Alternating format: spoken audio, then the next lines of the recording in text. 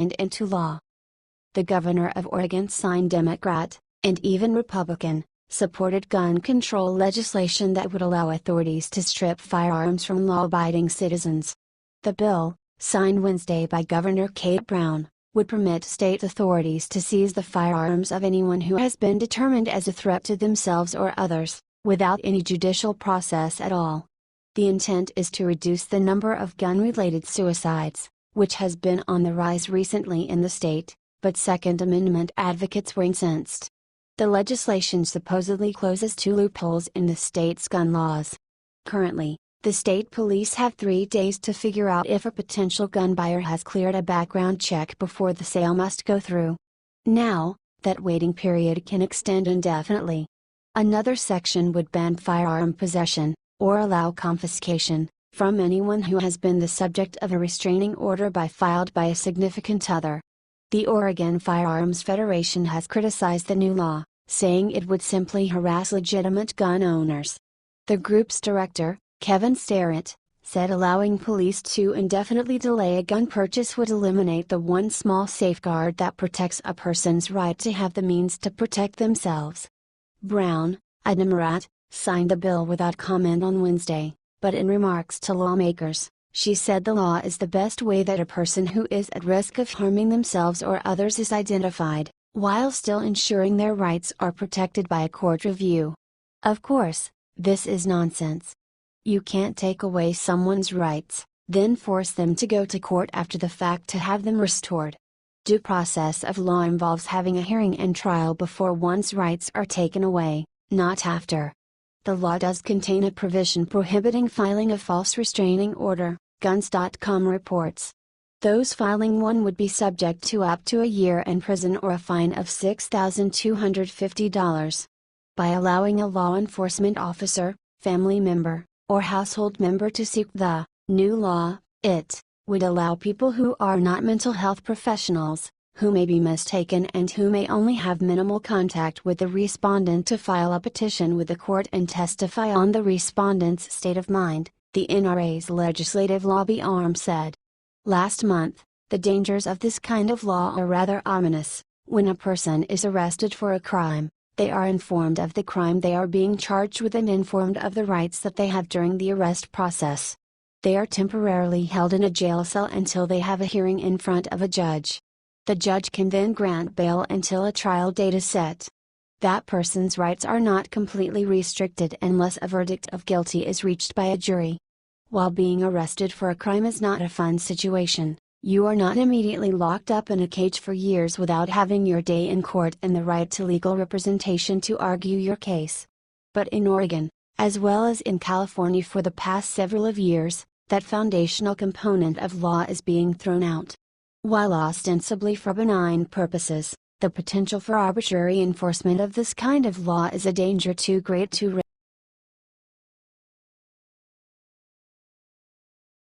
Idiot liberal proves she knows nothing about U.S. history in embarrassing post. Robert Gell reports a pro-life group at Fresno State University is suing a professor after he ordered students to erase a pro-life chalk display in the name of free speech. As seen in the video below, posted by Fresno State Students for Life, a member of the group confronted students who were erasing what they created. "We have a teacher that's telling us to get rid of it," one said. Another student objected to being filmed. "I don't want to be recorded, that's actually pretty illegal," she said. "It's not illegal to film someone in a public place." At some point, the professor, William Greg Thatcher, came over and told them that they didn't have permission to draw on the sidewalk. The student insisted they did, but Thatcher continued, insisting that it's a pretty simple concept that college campuses aren't free speech areas unless you're in a free speech area. "The whole idea of free speech is that we have a free speech area on campus, okay?" Thatcher said. "This does not constitute a free speech area, okay?"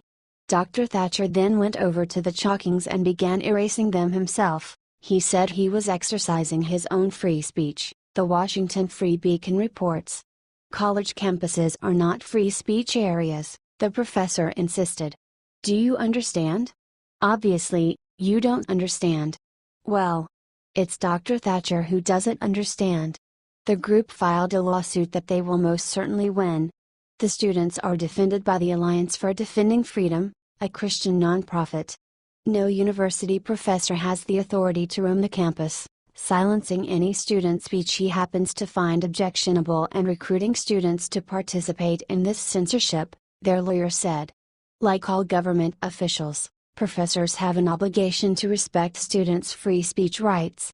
In a statement to CNN, Joseph Castro, president of California State University, Fresno, said the school's policy on free speech is clear. Free speech on campus is not limited to a free speech zone or any other narrowly defined area, he said. Those disagreeing with the students' message have a right to their own speech, but they do not have the right to erase or stifle someone else's speech under the guise of their own right to free speech. For the record, Professor Thatcher's PhD is in health promotion and behavior, which means he'd make an excellent teacher, not a First Amendment expert. Source: Conservative.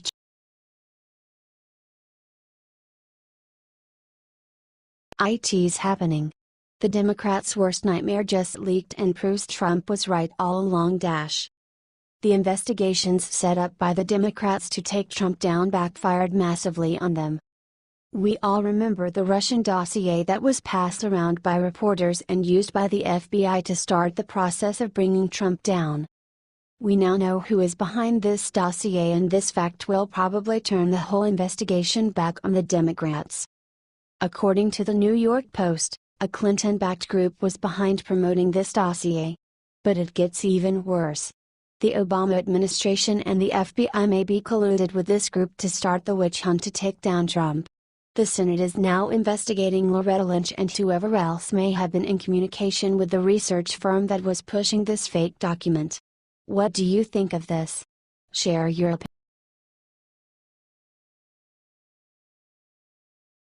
Al Sharpton furious his tax dollars are paying for Jefferson Monument. Twitter's response is savage. With the debate around the removal of Confederate statues heating up, people are starting to look twice at other monuments, as well. MSNBC host and controversial speaker Reverend Al Sharpton not only advocated for Confederate statues to be removed, but to halt federal funding of the Jefferson Memorial in Washington, D.C., citing the fact that America's third president owned a few slaves himself. Similarly, the President Donald Trump also asked tongue-in-cheek at a press conference, "Are we going to take down statues to George Washington? How about Thomas Jefferson?" However, Sharpton remains firm on the position that this is personal to him. In an interview with PBS's Charlie Rose, the Reverend explained, "This is personal to us. My great-grandfather was a slave in South Carolina, owned by the family that ended up Strom Thurmond was one of them. The newspaper discovered it. People need to understand that people were enslaved. Therefore," he argued, that public funds should not be spent on public monuments, like the Jefferson Memorial, that have that kind of background and open display of bigotry, which he calls an insult to his family. Rather than having them publicly displayed, he suggested that they belong in a private museum or park. However, it doesn't seem like he's getting too much support from the public on this initiative. After the interview, Twitter users pointed out the irony of Sharpton complaining about where his tax dollars are going while he's been under scrutiny in the past for tax evasion. And let's just say the responses were brutal. Sharpton has denied rumors of tax evasion, but it appears that not everyone is convinced.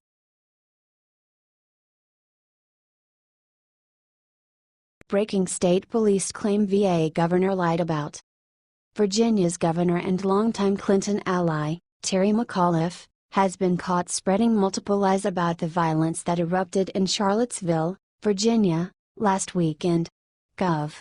McAuliffe launched a media blitz in the aftermath of the violent Charlottesville protests that resulted in the death of a 33-year-old woman.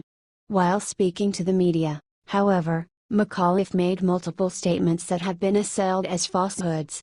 Specifically, McAuliffe claimed that the white supremacist protesters outgunned Virginia State Police, and had stored weapons across Emancipation Park and Charlottesville. While appearing on the podcast Pod Save the People, hosted by Ray McKesson, a Black Lives Matter activist. Gov. McAuliffe lied and said, they had battering rams and we had picked up different weapons that they had stashed around the city. Multiple news outlets such as The Guardian ran with the dishonest claim that has surrounded the clash in Charlottesville. However, Virginia State Police deny that white supremacists were stashing weapons anywhere. As a safety precaution in advance of August 12, such searches were conducted in and around Emancipation and McIntyre parks. No weapons were located as a result of those searches, explained Virginia State Police spokesperson Corinne Geller. McAuliffe told the New York Times that the white supremacist protesters were better armed than Virginia State Police. McAuliffe made the claim to defend against accusations that Virginia State Police did not do enough to quell the violence.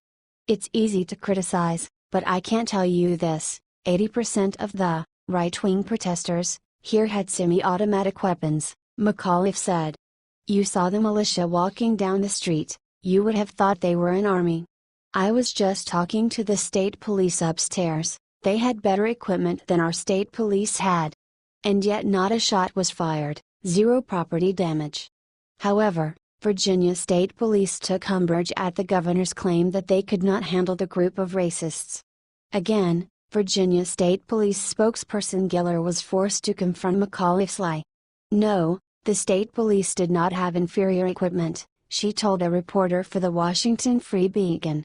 Our personnel are equipped, and were equipped, with the necessary protective and tactical gear for their safety and, obviously, to protect those that were in attendance of the event.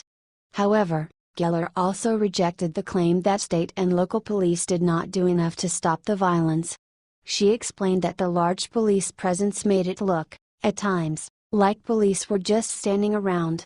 However, Geller assured the public that police were very active in stopping any and all violent clashes. As we would respond, a lot of times those skirmishes and situations had already broken up and dissipated. That's one reason why we had personnel stationed throughout the city, so we could respond. Geller explained. Under the city of Charlottesville, they fielded 250 calls that day for emergency situations. So, we were not standing around. Our folks were actively observing and stepping in when needed. Once again, as was the case in Mr. McAuliffe's political past, the governor seems to take great liberties with the truth when it serves his political